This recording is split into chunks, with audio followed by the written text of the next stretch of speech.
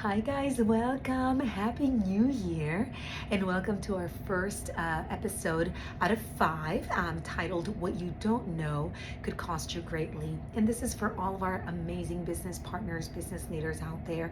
Have you ever come into a situation where you've gone through this big consequence and you're like, if I would have just known, I could have saved myself this headache or so much money or whatnot? Well, this segment is for everyone out there that is in the business field. So the Federal Trade Commission is a federal agency that works to protect consumers, and they do this through education and fighting of fraudulent, deceptive, and unfair business practices.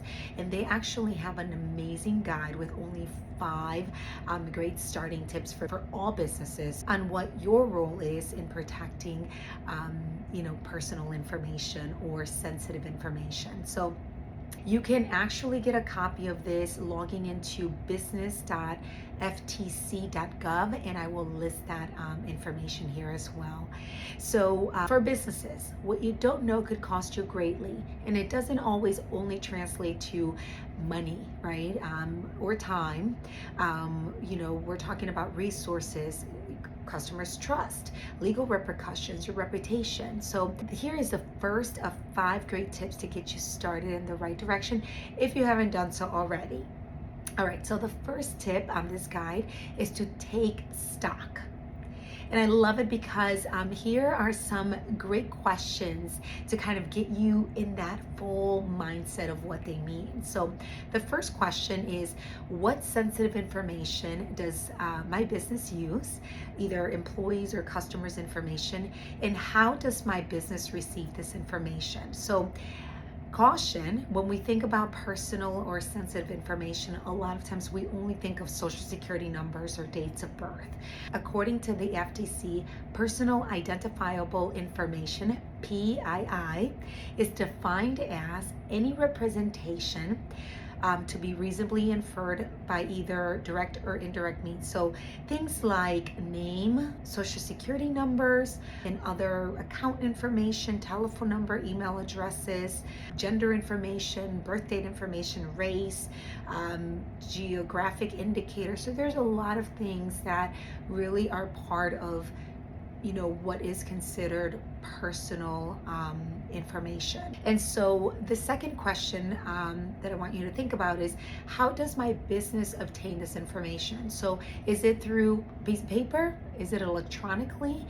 Through email? Is it through my website? Is it through a separate portal? How are we coming across this information? Number 3 is, where do we store this information, and what security mechanisms does my business have in place to make sure that this information is secure? So understanding that in this day and age, nothing is 100% secure. You do have a responsibility to ensure that if you have a piece of paper that contains someone's social security number, as a responsible business, you are locking that particular cabinet. Obviously, if you are communicating this type of information through email, you're using certain security mechanisms and tools to help communicate that in a safe manner. So think about that. Who has access to this information?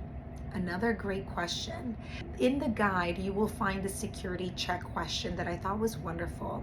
And it asks you, are there laws that require my company to keep sensitive information or sensitive data secure? Which the answer is yes. So it is important that you are aware of what these laws are. Things like the Federal Trade Commission Act, the Fair Credit Reporting Act, HIPAA. Depending on your field and your business, there are certain laws that affect you.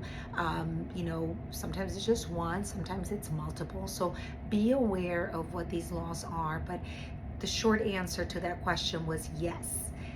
As a business leader, there are laws that require you to keep your nation safe, not just because it's the right thing to do, but because laws actually require us to.